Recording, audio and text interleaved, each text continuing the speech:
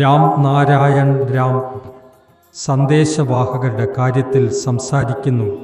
അവർ എപ്പോഴും നിന്റെ മേൽ പ്രവർത്തിക്കും. ഒരാൾ 8 ആയിരിക്കുകയാണെങ്കിൽ അവർ ആ 8-ൽ കൂടുതൽ 8 വർദ്ധിപ്പിക്കാൻ ശ്രമിക്കും. ഇത് എങ്ങനെ സംഭവിച്ചു? അത് കൂടുതൽ എന്ത് വർദ്ധിപ്പിക്കും? വർദ്ധിപ്പിച്ചപ്പോൾ നീ ഏത് കാര്യത്തിൽ ആശ്രയപ്പെടുന്നു, വിശ്വസിക്കുന്നു? ആ വിധത്തിലുള്ള ആരെങ്കിലും കണ്ടെത്തി നിന്റെ മേൽ പ്രഭാവം ചെലുത്താൻ അവർ പ്രവർത്തിക്കും.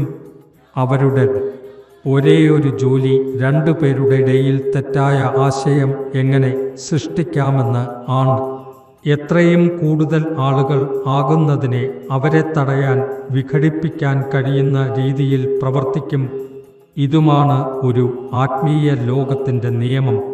യഥാർത്ഥത്തിൽ നമ്മുടെ ഇടയിൽ ഇത്തരത്തിലുള്ള വിശ്വാസഭംഗി സൃഷ്ടിക്കുന്നവരെ പലരും ഉണ്ട്. സന്ദേശവാഹകർ വെറും വിദേശകായില്ല. യഥാർത്ഥത്തിൽ ഓരോരുത്തരും മറ്റൊരാളുടെ സന്ദേശവാഹകനായിരിക്കുന്നു. ആരൊക്കെയോ എപ്പോഴാണ് മറ്റുള്ളവരുടെ സഖിയായിരിക്കുക, എപ്പോൾ എന്ത് പ്രവർത്തിക്കും എന്ന് തീരുമാനിക്കാൻ കഴിയില്ല. ഓരോരുത്തരും മറ്റുള്ളവരുടെ സന്ദേശവാഹകനായിരിക്കുന്നു.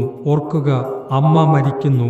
മരണത്തിൻ്റെ സമയത്ത് അവളിത് പറയുന്നു: നിങ്ങൾ എന്തു ചെയ്യട്ടെ, ഈ ദേവനെ സമീപിക്കരുത്. ഏറ്റവും അവസാനം ശ്വാസം കൈകൊണ്ട ശേഷം ഇത് ഒരു ദുർബലമായ പോയിന്റ് ആകുന്നു എന്ന് പറയുമ്പോൾ അത് പ്രവർത്തിക്കാം. ഇവിടെ ആ അമ്മ തന്നെ സന്ദേശവാഹകനായി മാറി. അതിനാൽ നിയമം ഇങ്ങനെ പ്രവർത്തിക്കുന്നു. ആദ്യം ചരിത്രം കാണാം. മഹാനായവർ, അവർ ഉണ്ടാകുന്നവരുടെ ചരിത്രം കാണാം.